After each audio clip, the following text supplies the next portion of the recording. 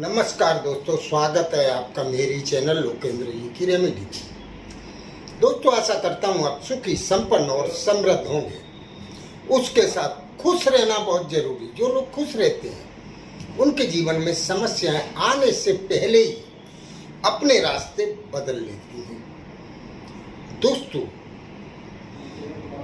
कहा गया है कि हर व्यक्ति को उसके कर्मों के अनुसार फल प्राप्त होते हैं।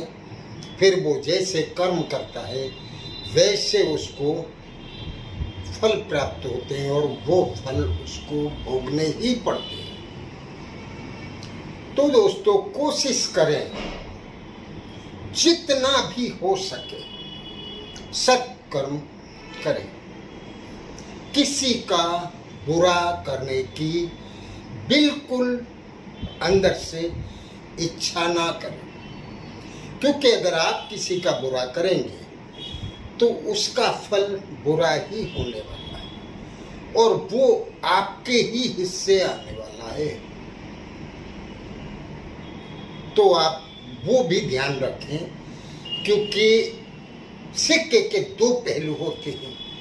एक वो कुदरत है जो कंटिन्यू 24 घंटे आपके ऊपर नजर रखे हुए है और जो आपके कर्मों का कंप्लीट हिसाब किताब नोट कर रही है। दूसरा, आप उसको नजरअंदाज कर देते हैं कुदरत को। आप सिर्फ उसको देखते हैं जो व्यक्ति के साथ आप व्यवहार कर रहे हैं। आप जब भी कुछ भी खराब या बुरा करने जाते हैं तब आपके सामने या आपके जहन में सिर्फ वो व्यक्ति होता है जिससे आप व्यवहार कर रहे हैं। पर आपको वो ध्यान भी रखना है कि कुदरत भी आपके कर्मों का पूरा हिसाब किताब लिख रही है। तो आप ये कोशिश करें, तुलसीदास जी ने लिखा है रामचरितमानस में, दया धर्म का मूल है, पाप मूल अभिमान, तुलसी दया न छोड़िए जब तक घट में प्राण। अगर आपके साथ किसी ने बुरा कर भी दिया है तो दोस्तों, आप अपने अंदर वो शक्ति पैदा कीजिए, वो ताकत पैदा कीजिए कि आप उसको क्षमा कर सकें।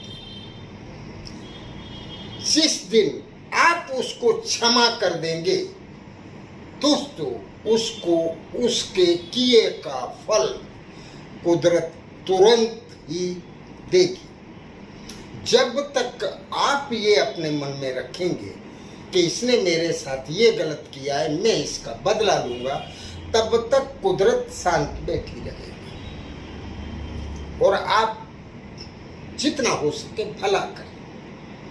तो दोस्तों, आज की इस वीडियो में मैं आपको एक बहुत ही सिंपल और सरल उपाय बताने जा रहा हूं जो शत्रुओं से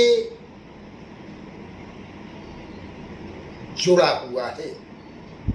दोस्तों, आज के इस युग में शत्रु को बरसात के समय जैसे जड़ी बूटियां उगती हैं, उसी तरह से शत्रुओं का उत्पादन हो रहा है।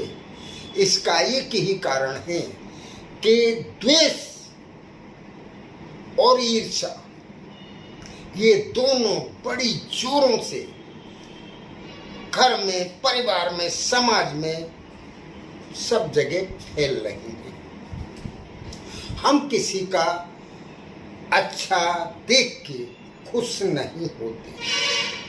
आप करके देखिए, किसी का दूसरे का अच्छा हुआ है, आप उसमें खुश हो जाइए दोस्तों, आपका अच्छा अपने आप हो जाएगा।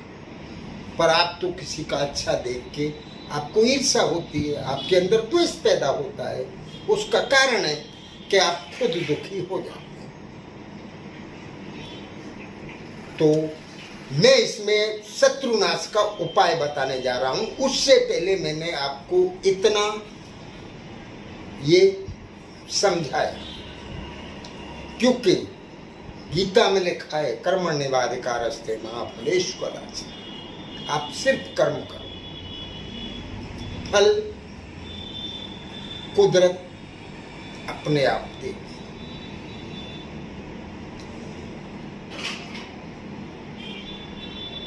स्वयं की रक्षा करना ये भी धर्म में ही आता है। कोई आपको मार रहा है और उस टाइम आप ये कहें कि मैं इसको नहीं मारूंगा, ये तो धर्म है, तो ये धर्म नहीं है, ये कायरता है।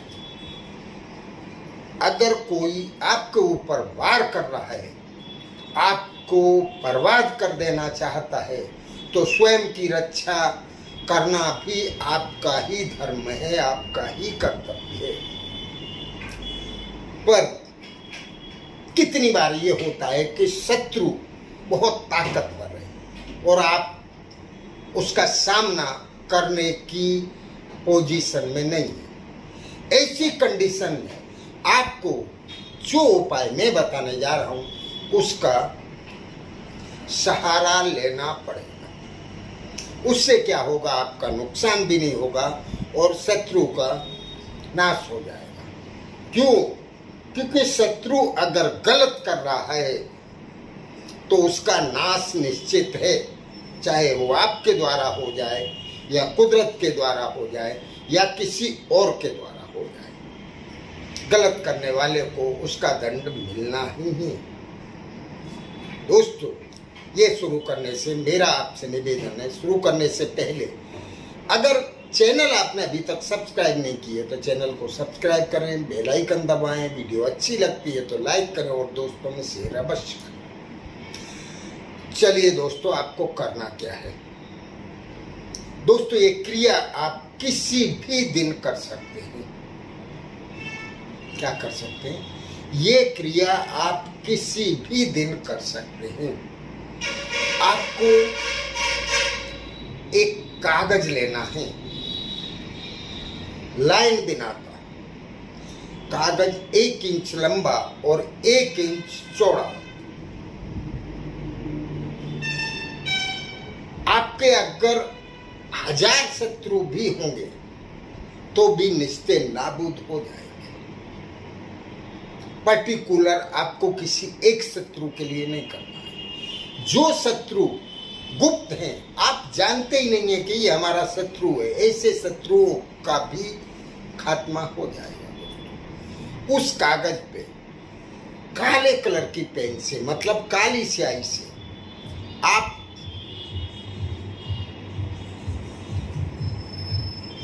शत्रु लिख दें, शत्रु।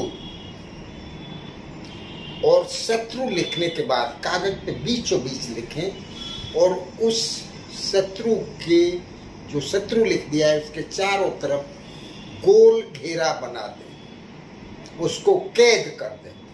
गोल घेरे के अंदर सर्कल बना दें आप। और आपको 2 जायफल के फल ले लेने।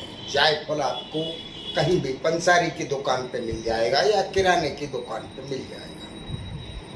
जायफल, जायफल तंत्र मंत्र के दृष्टि से बहुत पावरफुल माना जाता है। 2 जायफल और वो कागज। आप शाम के समय इस क्रिया को करें, विनष्ट भी नहीं हुआ हो। लगभग 5 से 7 बजे के बीच का टाइम पसंद करें।